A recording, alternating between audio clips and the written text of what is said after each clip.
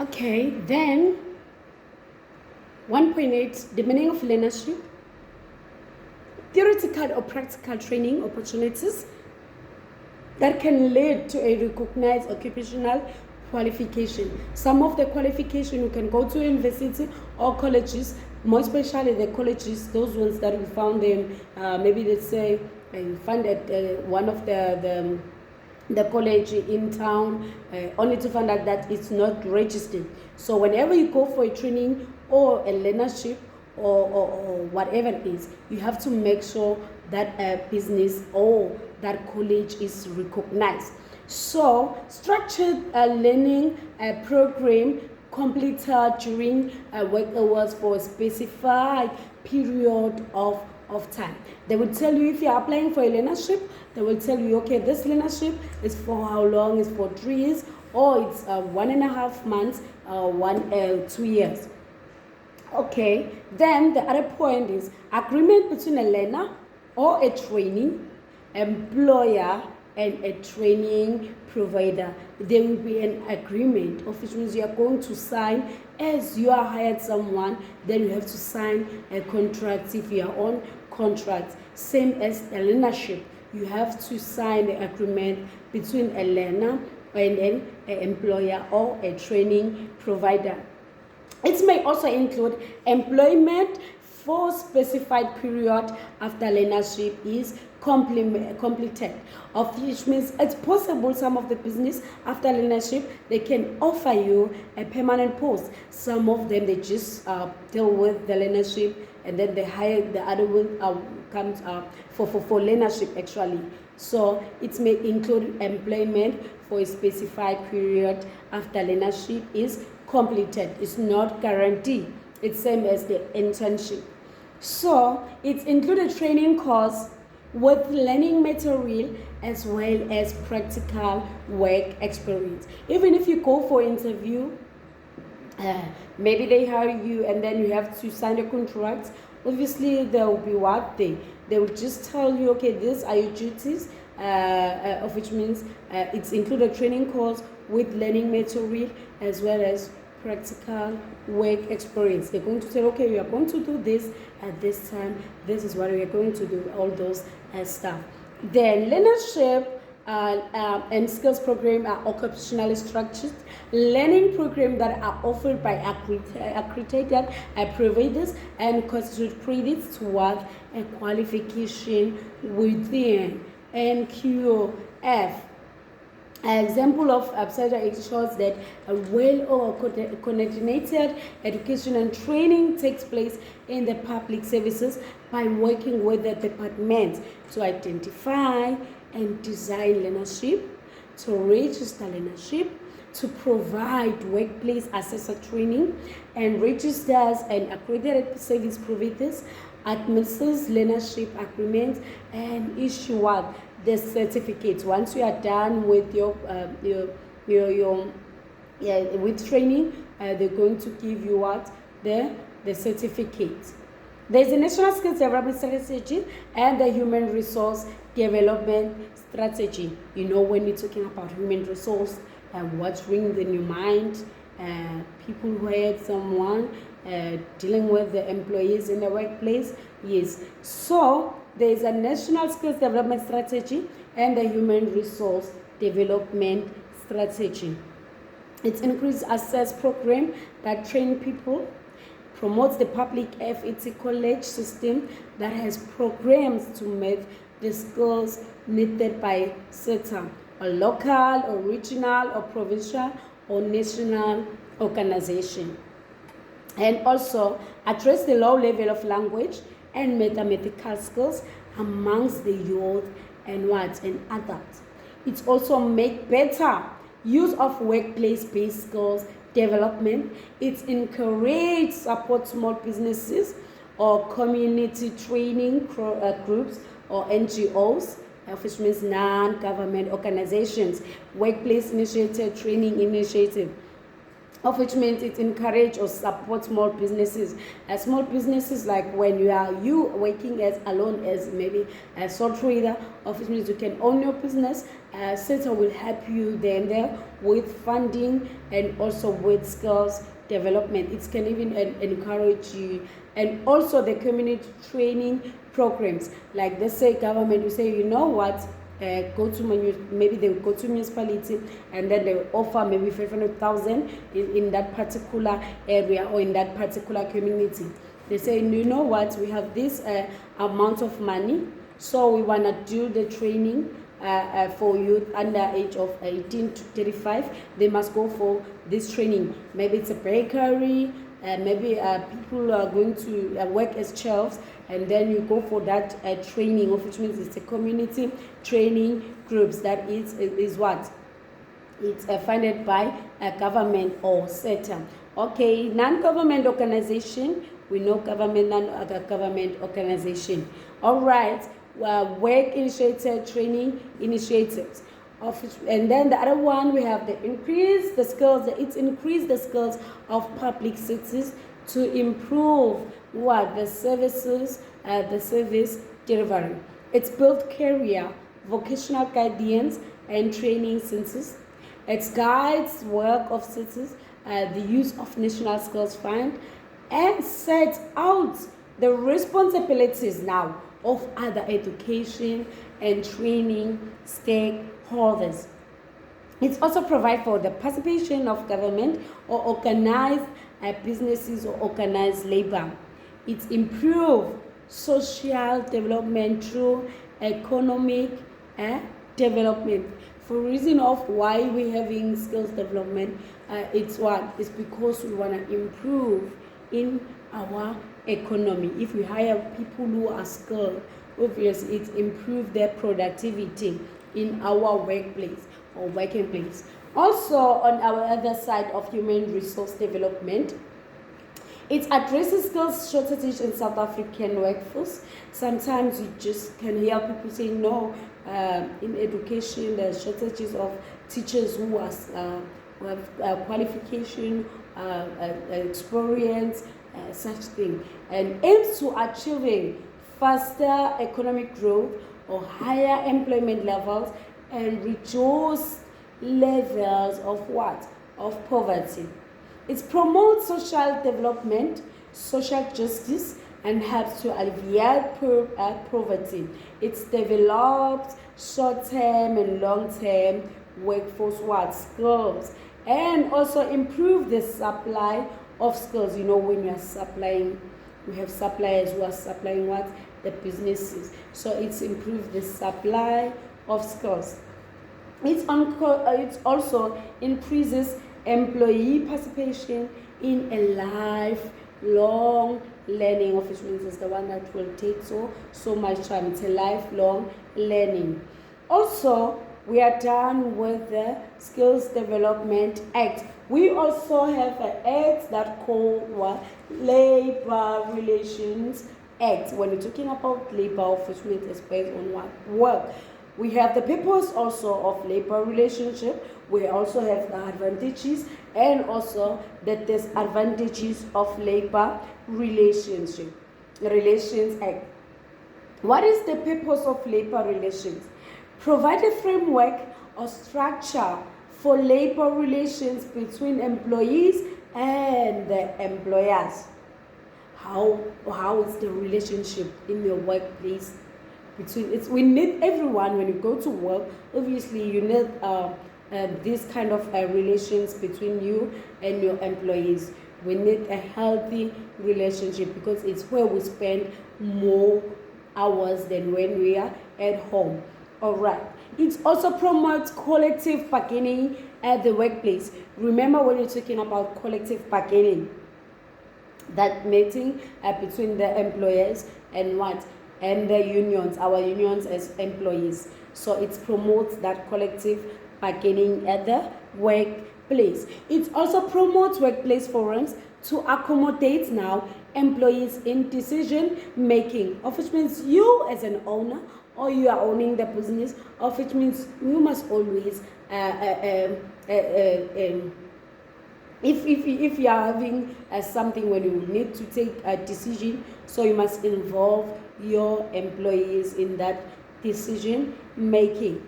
Also establishes labor court or labor appeal court. It also promotes simple procedures for the registration of trade unions. We know different types of trade unions. We have COSATU, we have NATO. There are lots of trade unions in our country. So labor relations also promote simple procedures for the registration of trade unions and employer organizations. It also provides for the right to lock out by the employer as a reaction to lengthy strikes. It provides the right to lock out by the employer. We know some people which can go for a strike for a long period of time. So labor relations helps with such issues. It's provides for the right to lock out by the employer. Okay, it promotes fair labor practice between the employees and employers. It also classifies the transfer of employment contracts between the existing and new employers, of which means could be could be in two parts. Maybe let's say you are owning a business, and then you wanna maybe leave, or you are here in South Africa and you wanna go to for better opportunities. Then you wanna leave the country. You wanna go to USA. Obviously, we'll do the transfer of employment contract. Or let's say you have your employees, you are owning a restaurant, and then you have your employees. They did sign the contract, yes. So you want to transfer the contract to a new employers. So they have to, the new employers maybe will just take those ones who are working here, or maybe you just hire someone, the new employees. So this classifies the transfer of employees contracts between the existing and the new employers. So it also advances economic development, social justice, labor peace to ensure that the workplace maintains the basic rights of employees. Each and every employee, they have their rights. Also the employers, they have their rights. So it establishes the Commission for Counseling, Mediation, and Arbitration, of which means we call it as CCMA, for dispute resolution. There's an impact of labor relations, of which means what are the advantages now and what are the disadvantages of this act. The advantages: it promotes a healthy relationship between the employer and employees. It's very nice. We do enjoy going to work, working with while we knowing exactly that we as employees and our employers, we are working as a team. So that it promotes a healthy relationship. Also, it protects the rights now of businesses in labor related issues. It's not protecting only the employers, but also the businesses. Labor disputes are settled quicker and are less expensive. It protects employers who embark on lawful lockouts when negotiations between parties fail. Which parties now? Between the businesses and the trade unions. Okay, Labor Relations Act provides for the principles of collective bargaining and puts structures in place with which dispute in the workplace can be settled. Also, it provides specific guidelines for employers on correct and fair disciplinary procedures. Let's say maybe you did something as a worker, you did something, even though it's not allowed, but you have to go maybe for a fair disciplinary action. You can't just say, no, you know what, just go. You have to go for a fair disciplinary action, of which means it provides that specific guidelines that whatever the employee did within the workplace, so she must go for this fair disciplinary action. So it's provide the specific guidelines. Also, employers and employees have guidelines regarding correct and fair dismissal procedures. Now, those guidelines helping the businesses regarding correct and fair dismissal procedures. It also provides mechanisms such as statutory councils or collective bargaining, or also CCMA. Employers are entitled to compensation from the labor court if they suffer damages as the result of an unprotected strike. You remember, even in what it was 2021, I think, where there was an unprotected strike. So many businesses, there was this thing of suffering, of which means business may suffer what damages. So people were vandalizing everything everywhere. So labor relations can also help in such issues. Workplace forum can add value to the businesses if it functions properly. Then, what are the disadvantages now of labor relations? Productivity may decrease if employees are allowed to participate in the activities of trade unions during work time. Productivity may decrease if employees are allowed to participate in activities of trade unions during work time. Obviously, most of the employees of trade unions, they call out this meeting of their members during working hours. So the time employees, they are not at work, of which means it's reducing the productivity. So that is one of the disadvantages. Cost of labor increases because of legal strike. People, they go for legal strike. During that time, people are not working exactly. So it's the cost of labor increases now. Also, reduce global competitiveness due to lower productivity.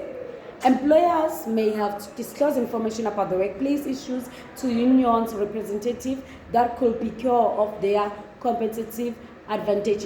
You remember this about the Marikana thing. What happened there? The unions were there, and the employees, they had to disclose the information about the workplace issues, because unions would just need the answers because of what happened within the working place.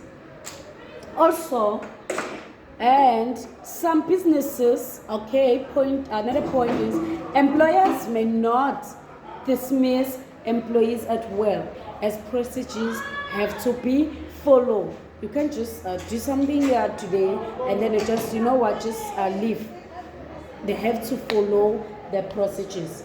And also, some businesses may feel that the Labor Relations Act gives employees too much power, and it creates lengthy procedures like consulting with the workplace forum. So some businesses may feel that labor relations give employees too much power, of which means could be correct or not. But some businesses may feel that labor relations give employees too much power over them.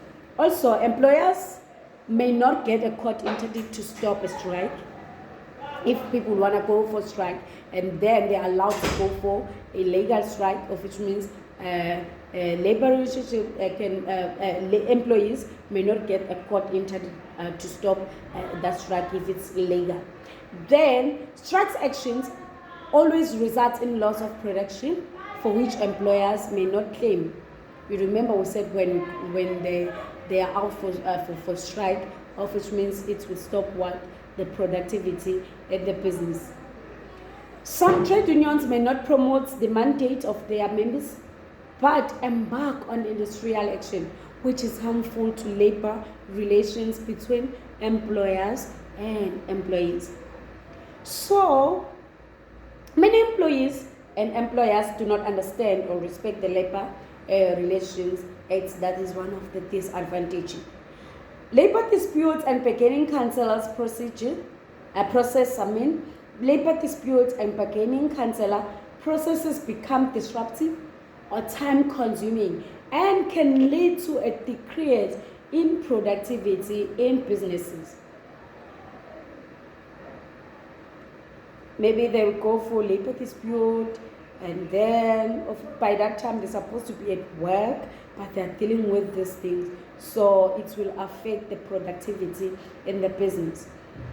Many employees take advantage of the right to strike without acknowledging their responsibilities. We have the responsibilities, we have our rights, also our responsibility. It's your right to go for strike, but also you have to take the responsibility.